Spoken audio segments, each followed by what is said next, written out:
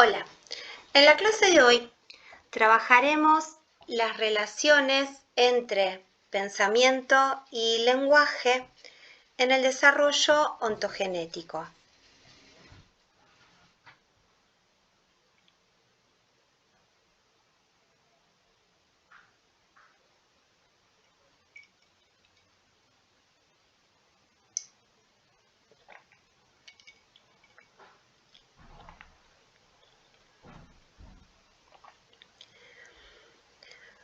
Los niños y las niñas dominan primero las ideas y después las traducen en palabras, o la capacidad lingüística abre nuevas puertas cognitivas, capacitándolos para pensar en formas más avanzadas. Estas preguntas han intentado ser respondidas por grandes teóricos que se han ocupado de las relaciones entre pensamiento y lenguaje, como Chomsky, Piaget, Worf, Vygotsky. Nosotros nos centraremos en la perspectiva vygotskiana, que es el enfoque psicológico en el que se basa Ascuaga al describir y explicar el proceso de interiorización del lenguaje. Y realizaremos, cuando sea necesario, un contrapunto con la perspectiva de Piaget sobre la relación entre lenguaje y pensamiento. Nuestro eje será la obra de Vygotsky, Pensamiento y lenguaje, escrita en parte en su lecho de muerte, ocurrida en el año 1934. Algunas aclaraciones conceptuales antes de comenzar. Cuando hablamos del mundo de las ideas, nos estamos refiriendo particularmente a conceptos y categorías. Los conceptos son las representaciones mentales de las clases de entidades coherentes, esto es, las nociones acerca de qué tipo de objetos y eventos forman el mundo. Cuando hablamos de lenguaje interior, un lugar central ocupa el significado. Recordemos que los significados son los componentes semánticos de las palabras. El significado es el componente lingüístico que otorga sentido a las palabras. El significado de la palabra es la unidad de análisis que le interesa a Vygotsky, tal vez por sus estudios en filología. Es en el significado de la palabra que encontraremos la unidad del pensar y del hablar. ¿Por qué? Porque aunque esta distinción pueda suponer que concepto y significado son dos cosas distintas, lo cierto es que parece probable que el significado de una palabra resulte identificable con la parte central de un concepto.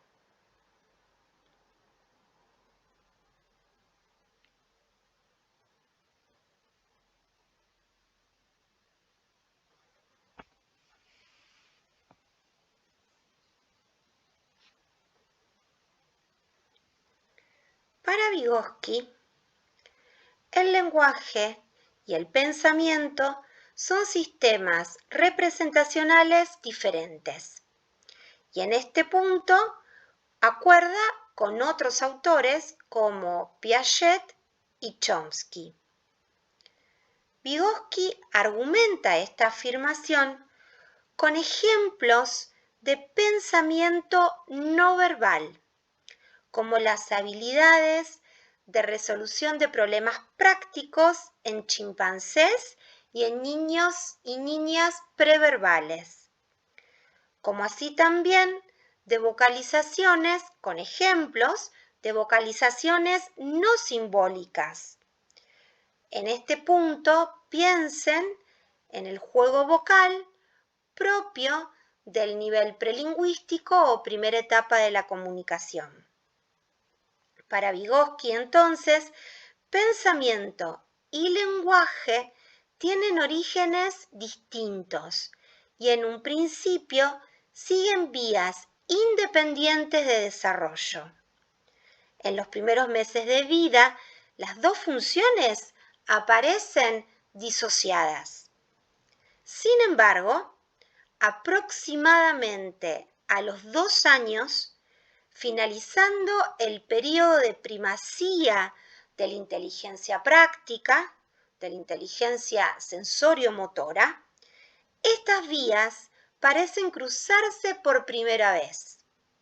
Esto es, los niños y las niñas descubren la función referencial del lenguaje en su comprensión de que cada objeto tiene un nombre.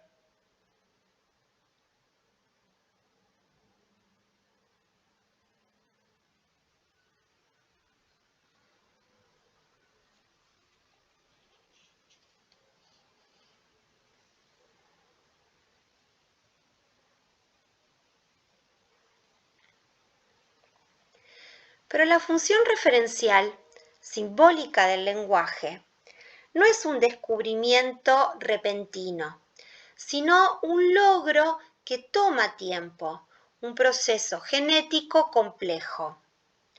Lo que el niño descubre en estos momentos no es una conexión simbólica entre palabra y cosa, porque la palabra es tomada como un atributo de la cosa, en una relación externa entre cosa y palabra, y no en la relación interna signo-significado. Cuando el niño empieza a dar nombres a los objetos, estamos frente a un proceso que apenas se encuentra en sus primeras etapas y que no termina en ese preciso momento, sino que apenas está comenzando.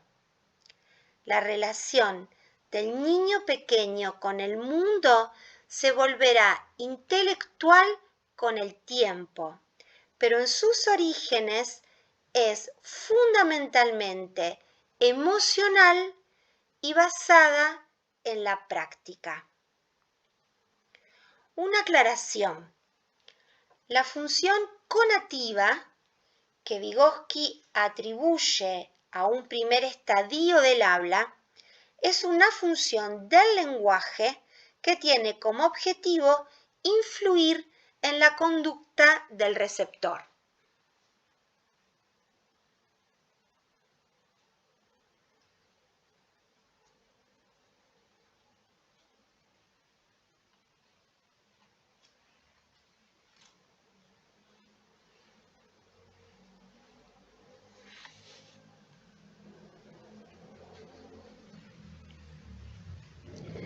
Vygotsky propuso que el primer tipo de pensamiento en la ontogénesis, aunque no el primer tipo de inteligencia, el primer tipo de pensamiento en la ontogénesis es hablarse a uno mismo en voz alta. En este caso, pensar es hablar.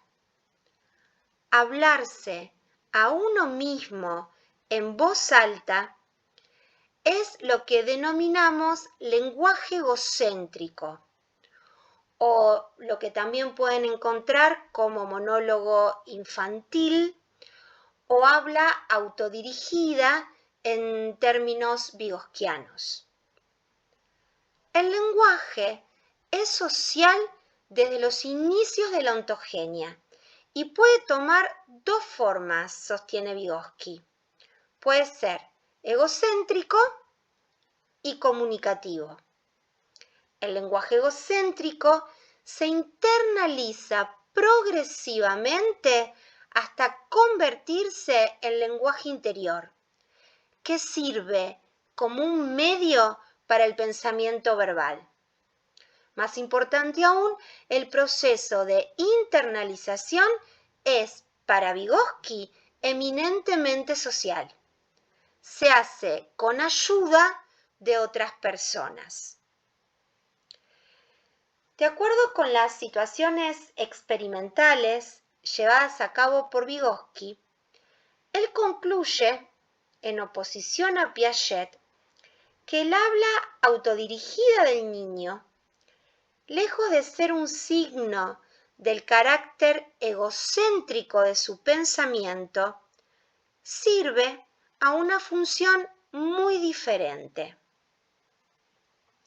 Por eso dice, el lenguaje egocéntrico se convierte en un instrumento para pensar en sentido estricto, es decir, comienza a ejercer la función de planificar la resolución de la tarea surgida en el curso de su actividad. Para Vygotsky, de acuerdo con lo que le sugerían las descripciones de Piaget, el lenguaje egocéntrico infantil debía ser concebido no como un lenguaje aún no suficientemente socializado, sino por el contrario, como un lenguaje que está en transición entre un habla predominantemente social y comunicativa y un uso intelectual del lenguaje como regulador del comportamiento, que culminaría por interiorizarse por completo, dando lugar entonces al lenguaje interior.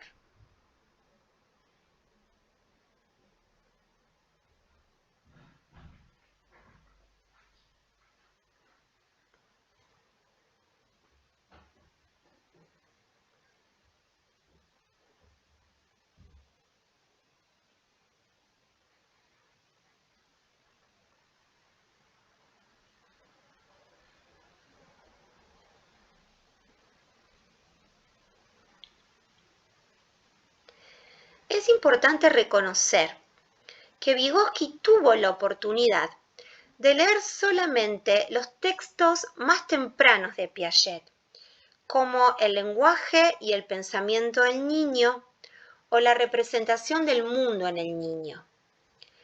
Estos textos fueron anteriores a los estudios de Piaget sobre la infancia, así como al desarrollo de su marco conceptual de la asimilación y la acomodación.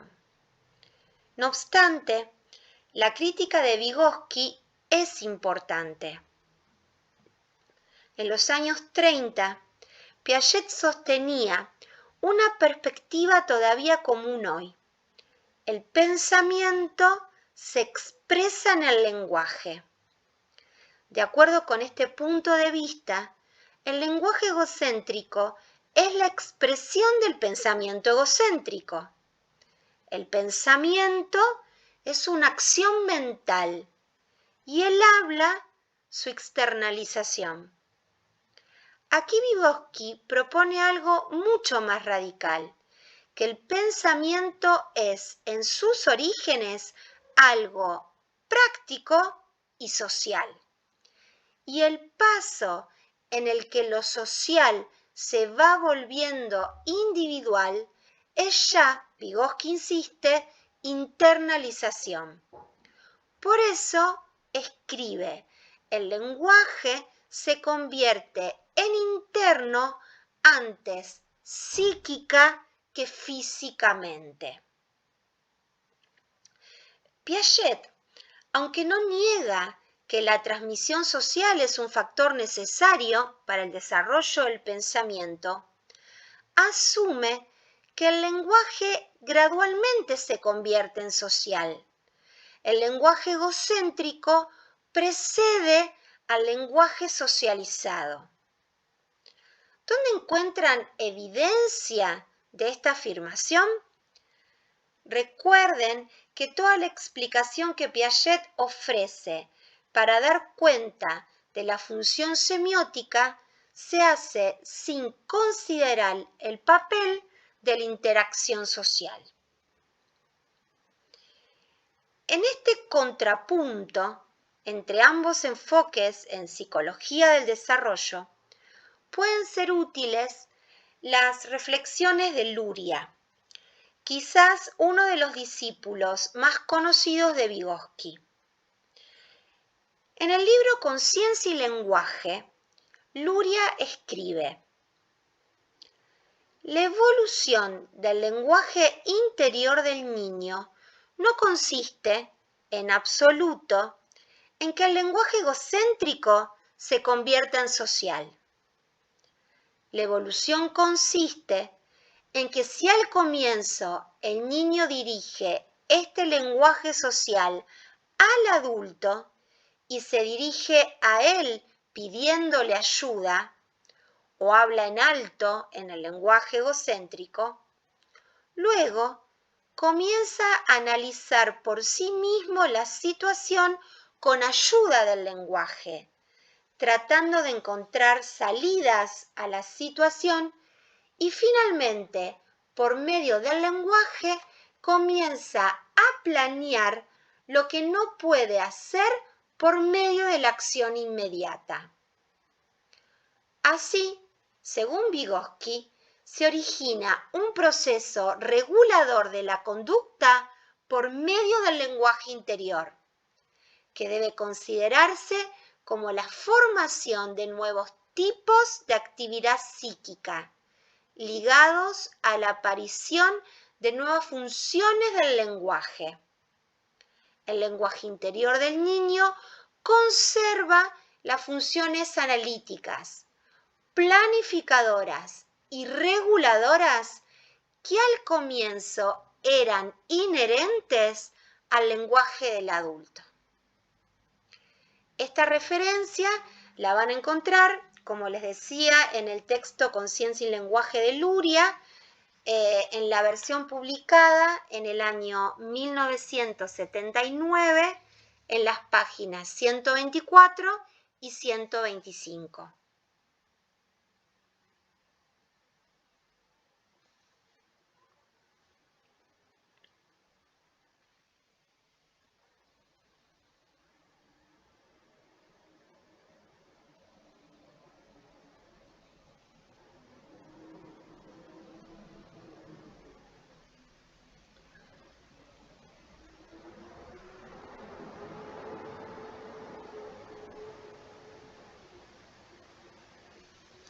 En síntesis, la asociación entre pensamiento y lenguaje recorre una serie de fases del desarrollo antes de consolidarse en el pensamiento verbal propiamente dicho.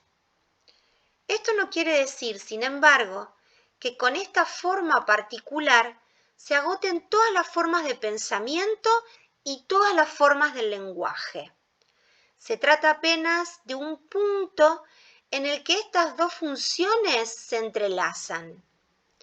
Existen formas del lenguaje no intelectuales y formas del pensamiento no lingüísticas, o en ciertos momentos entran en contradicción, cuando, por ejemplo, una forma verbal inadecuada traba el curso del pensamiento.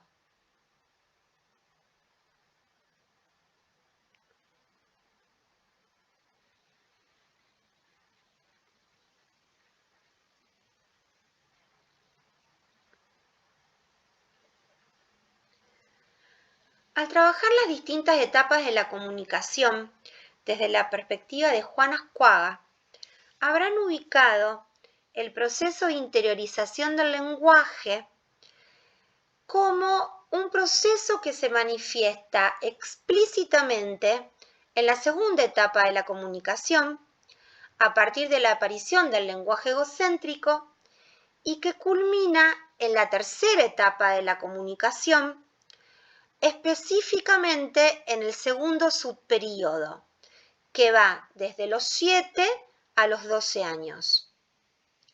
Así como para Ascuaga, el lenguaje externo posee un soporte neurofisiológico, cuyas unidades son los estereotipos dinámicos como base de los fonemas, la palabra articulada y el significado, el lenguaje interior cuenta también con un soporte neurofisiológico, cuyas unidades de aprendizaje son los neurosemas.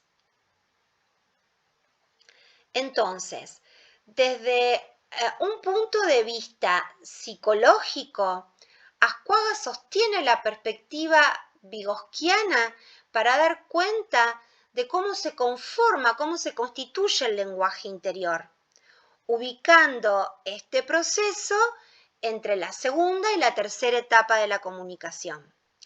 Desde un punto de vista neurofisiológico, otorgará al lenguaje interior, una vez que ya se ha organizado, unidades de aprendizaje fisiológicas propias, que son los neurosemas. Cuando avancemos en las características específicas que posee el lenguaje interior, también vamos a avanzar en este punto desde una perspectiva vygotsquiana, pero cuando avancemos a las características del lenguaje interior, comprenderemos por qué los estereotipos verbales, que son el soporte neurofisiológico del significado de las palabras, no son postulados por Ascuaga como las unidades fisiológicas del lenguaje interior.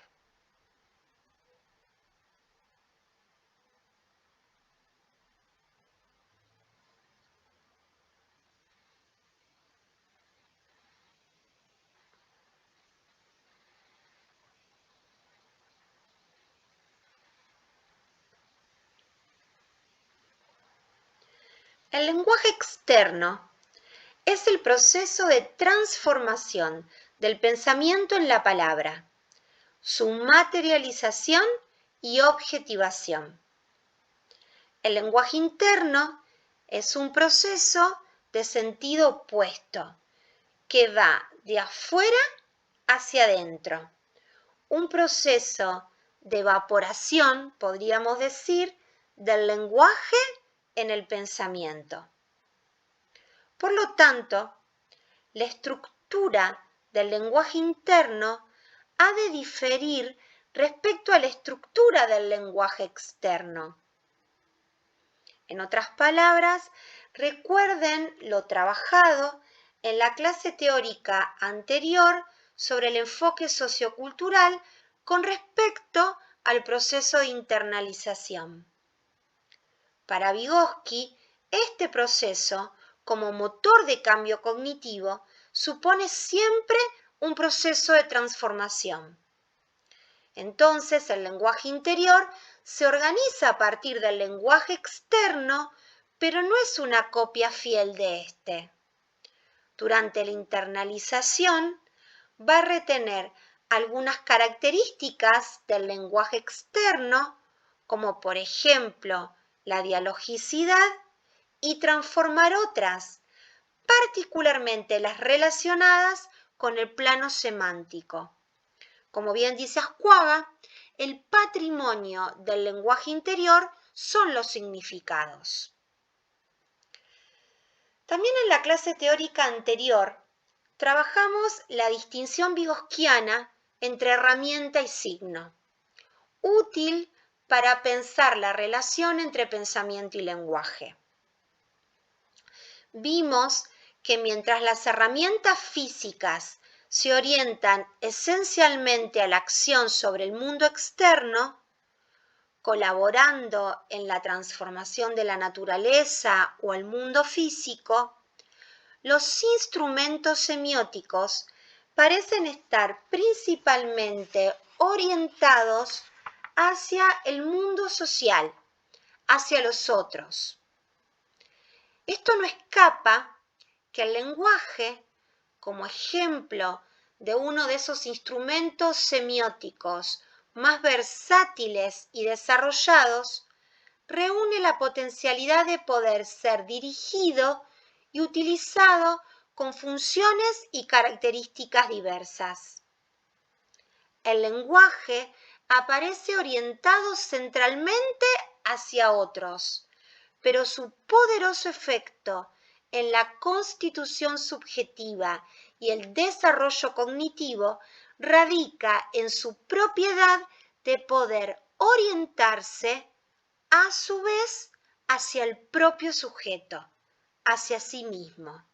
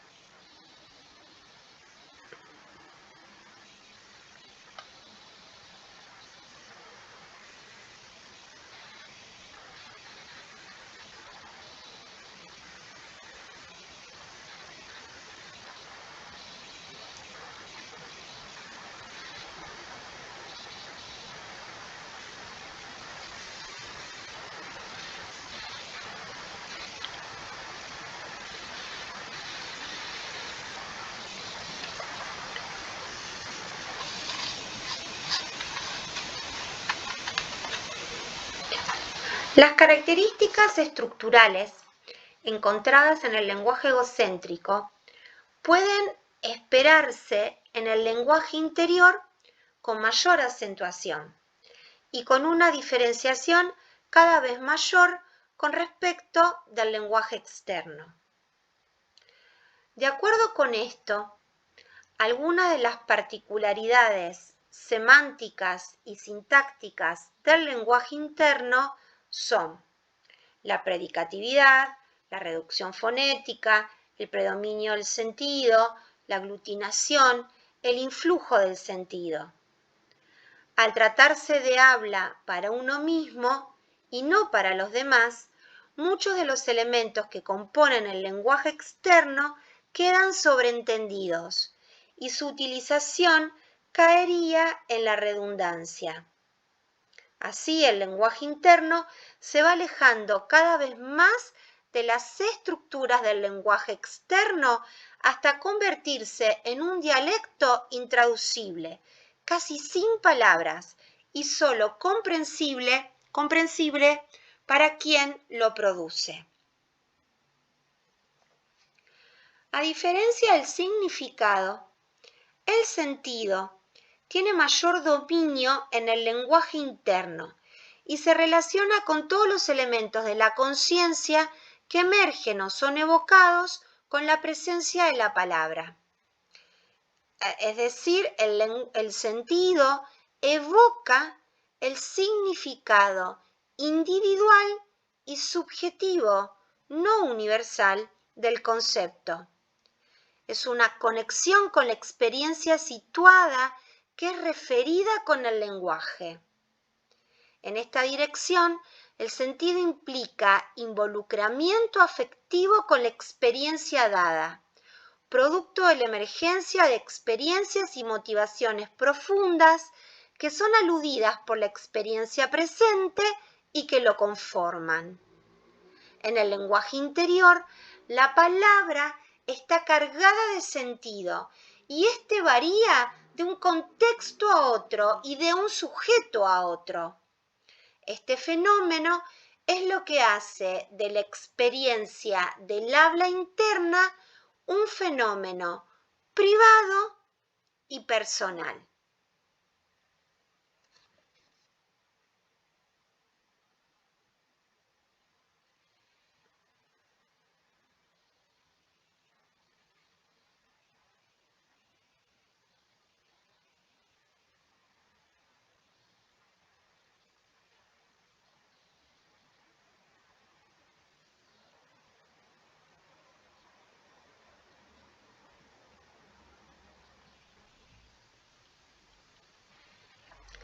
Podríamos decir, entonces, que el pensamiento emerge del lenguaje y en el lenguaje, y que el lenguaje no expresa simplemente el pensamiento.